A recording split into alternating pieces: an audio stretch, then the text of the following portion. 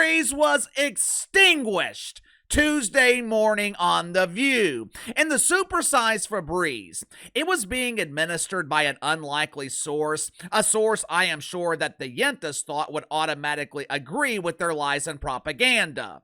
He's a proud black man. He will be hypnotized by our toxic gas and agree with everything that we say. Stephen A. Smith.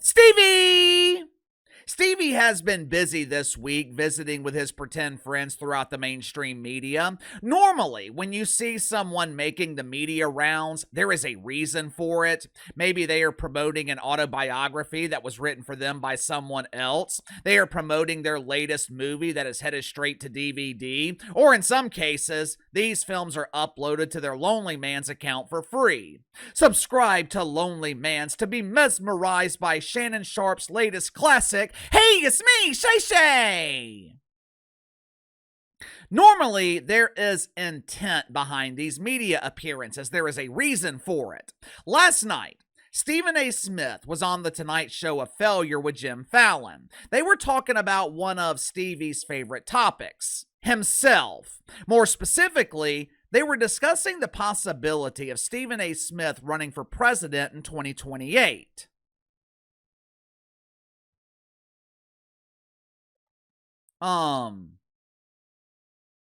What?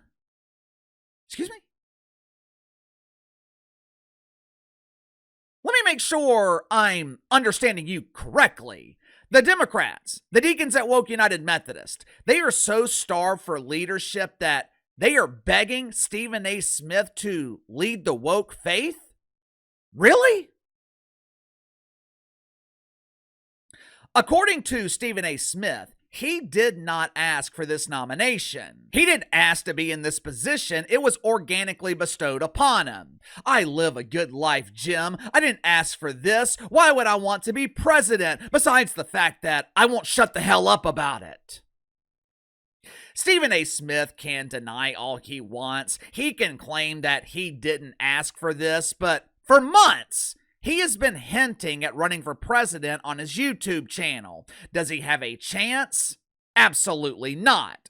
You see, the problem with Stevie, he's kind of like a chameleon. I get the sense that he wants to be aligned with everyone, and when you're in an alliance with everyone, you're in an alliance with no one. Stephen A., he will praise Donald Trump, then he'll turn around and complain about mythical racism. He openly supported cackling Cam Harris. Then when she lost, he criticized the Democrats for lacking leadership. Hell, Stevie was going to vote for Johnny B. Biden even after his disastrous debate performance. It's just hard to tell where he stands. Tuesday morning, Stephen A. Smith decided to surround himself with the Yentas on The View. Now, I don't understand it. Uncle KC will never understand why any self-respecting man would surround himself with flatulating women. Most men want their women smelling good. The only smell offered on The View is the smell coming from the boodle flute.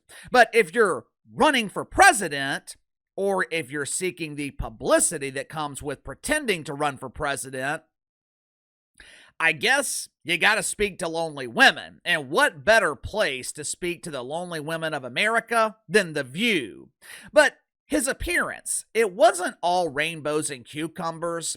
At one point, Big Red Joy Behar, she unleashed a mouth fart that was so toxic, Joy Reid's receding hairline gained another inch. But to his credit, Stephen A. Smith refused to spread the propaganda.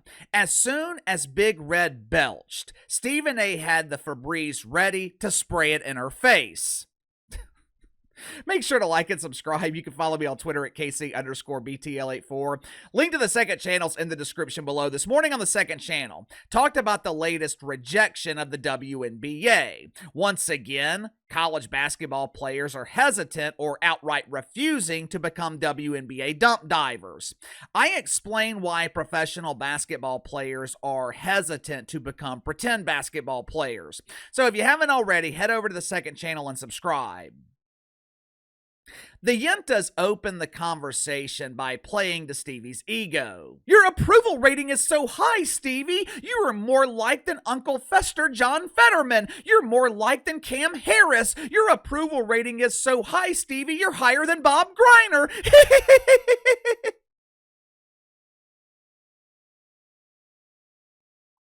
With his approval rating being so high, the ladies wanted to know what it meant. Now, according to Stephen A., it means I can beat all the Democrats.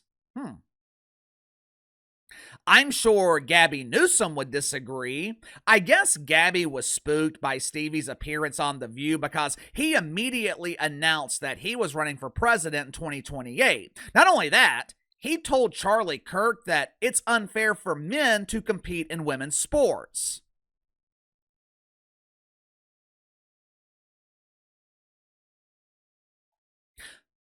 Where was this level of common sense last year? Where was this level of common sense when Gabby was running the People's Republic of California? This is the same Gabby Newsom that couldn't find water. Remember the wildfires back in January? Those brave men, those brave women fighting fires. They would run to the fire hydrants. They would quickly connect their fire hose and nothing but air would come out of it. Now, I'm no expert, but I'm pretty sure air doesn't fight fires. It spreads them. The Pacific Ocean is literally miles from Los Angeles, but for some reason, Gabby couldn't find the water. In his search for water, he kept looking east instead of west. But anyway, the Yentas, they asked Stephen A. Smith about his approval ratings and what it meant. Watch it for yourself. I think I can beat them all. And I have no desire whatsoever to run for office. I am not a politician. I am not qualified. But I know this much. When you consider who's on the other side and how he's gotten away with saying very little in terms of being coherent and articulating his thoughts clearly and concisely and what have you. This is not something that he's known to do. Yet and still, he has owned the Republican Party since 2015. What does that say about the Republican Party? It's not about what it says about the Republican Party. It's about what it says about the Democratic Party. Why? Because in the end, if you think about him being impeached twice, 34 felony counts or 34 felony convictions, and they still elected him president, it's not about him winning. It was an indictment against the Democratic Party and what the Democratic Party was offering to American citizens. We might sit up there and talk about, hey, you should be a party for the working class, which the Democratic Party was once known for. They're not known for that right now. Why? Because their message was catering towards others and towards other issues, and they forgot about the people that brought them there, that elevated the Democratic Party to what it was over these last few decades. That's why they lost. He didn't win. The Democrats lost. Stephen A., have you been watching Uncle KC? I know I used to call you the world's highest paid parent because you were willing to repeat whatever management at ESPN wanted you to say, but in that clip, you were saying exactly what Uncle KC was saying last summer. Remember last summer when I said all the Trumper had to do to win the election was nothing? I used to get aggravated when he talked too much because the only thing the Trumper had to do to win was remain silent. Even after the election, I told you guys that Trump didn't win, they lost. More specifically, the woke media lost because the results were an indictment of the media. Americans sent a clear message. We reject the woke fungus. A few minutes later, Big Red unleashed her toxic mouth fart. She was heavily gassed and complaining about the Trumper claiming that the election was a landslide. How dare he call this a landslide? That is so offensive to people who were victims of actual landslides, and it's offensive to the Dixie Chicks who saw their careers landslide once they became anti-American. Big Red was doing what the Yentas do best. She was lying. Unfortunately for Joy Behar, Stephen A. Smith, he was not willing to sit there and smell what Big Red was cooking. Watch for yourself. He's been going around with his cronies touting his so-called landslide and blowout win. But he won the popular vote by 1.5%, one of the smallest ever, and he won the general election by less than 50%. So what kind of mandate is this really? Well, it is a mandate, and I'm going to explain why. And I don't mind the question, but let me be very clear. I'm no supporter of Trump. I'm a supporter of truth and the facts. And here's the facts. The man won every swing state. He increased in terms of his voter turnout in his favor from the standpoint of blacks, Latinos, and young voters. He increased his numbers in that regard from 2020. 89% of the counties shifted to the right. That's a mandate. I don't understand how people can look at that and say, there's no mandate. There's a mandate. Well, it's a different definition of a mandate, I guess. What an embarrassment. Joy Behar is an embarrassment. Hell, this show is an embarrassment. The Yentas are trying to redefine the word mandate. That's not how it works. You don't get to redefine words to make them fit your narrative. It's a different definition of mandate.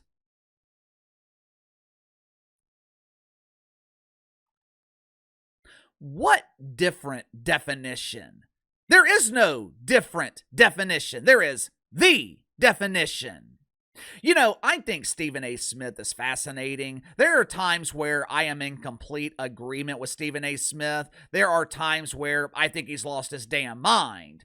I feel like Stephen A. is constantly fighting this internal battle. I believe Stephen A. is a common sense thinker, but at times, I think he fights it internally because he doesn't want to be labeled as a sellout.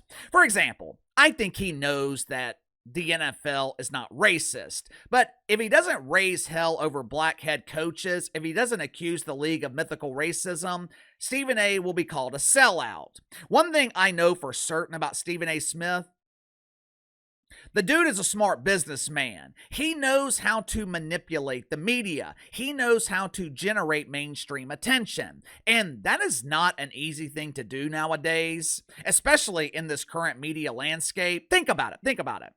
How many mainstream stars are in sports media today? There used to be a lot of them. Dan Patrick, Keith Olbermann, Katie Poo, Stuart Scott, John Madden, Skip Bayless used to be a mainstream star. But today, there are very, very few. Stephen A., maybe Shannon Sharp. I guess Pat McAfee would be considered mainstream, but Pat McAfee doesn't generate the same level of interest that he did in the past. He doesn't seem to have the same impact that he did when he first started at ESPN. When is the last time you heard anything about the Pat McAfee show? And look, it's the same thing with First Take. First Take doesn't generate the same attention that it did in the past, but Stephen A. Smith, he still does. This dude has been everywhere this week because the media thinks he might run for president. Me personally, I don't think Stephen A. Smith has any intention of running for president. He said it himself, I'm not qualified. He constantly admits that he is a novice when it comes to politics, but he is an expert at generating interest, which is exactly what he is doing right now, generating interest, bringing attention to himself. If I had to guess, Stephen A. Smith is doing this to make himself more valuable to ESPN, so they have to break the bank to keep him. Or he is preparing to go out on his own and he is increasing his mainstream profile. Either way, smart move. But give me your thoughts on this. Is Stephen A. Smith actually running for president, or is this just a publicity stunt to increase his value at ESPN? Also, what did you think of Stephen A. shutting down Big Red Joy Behar? Let me know. Sound off in the comments below. I'll see you guys later.